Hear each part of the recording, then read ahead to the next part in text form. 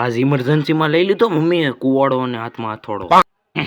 આજની વાર્તા આપણા ઘેરેથી જ શરૂ થાય. હવે જાગીને તરત થઈ ગયા તા મસ્ત મજાના તૈયાર. ઓહો, નાવાનું બાકી છે હજી. સવારમાં ઉઠીને માણાનું કામ એ જ હોય, મોઢું ધોવાનું. મેં એ કેન્સલ કરીને ચા પી લીધી. ત્યાંથી પસ્તાન કરીને હું નીકળી જાઉં મોઢું ધોવા માટે, કેમ કે આજ બધા કામ ઊંધા જ કરું. ત્યાંથી ગાડી 500 ની સ્પીડમાં કાઢી. ત્યાં મને દેખાણા મારા માતાશ્રી, કેમ કે એ વાળતા હતા ફળિયું. પવનના લીધે જમરૂખડીના પાંદડા તો કરે ને, અને જમરૂખડીને પાતા હતા પાણી. આવા ભરપૂર ઉનાળામાં જમરૂખડીને પણ ગરમીનો અનુભવ તો થાય ને.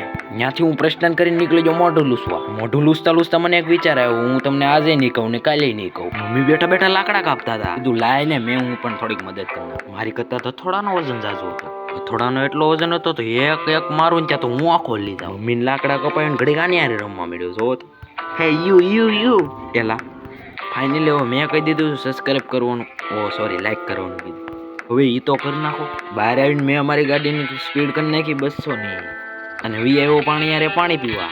પાછી ગાડીનો સ્લેપ મારીને 500 ની સ્પીડમાં બગાડી. ત્યાં ટબ ભરેલો મને દેખાય. નાના છોકરા ઘોડે ટબ પાસે બેહીને પાણીના કરવા માંડ્યો. ગા ભાગો મમ્મી આવશે ને તો ખીજાય. તો એ અડધું ટબ ખાલી કરી નાખ્યું. જો તો બસ આજની વાર્તા અહીંયા સુધી જ હતી. સબસ્ક્રાઇબ ફોલો કરતા રહીએ. બાય.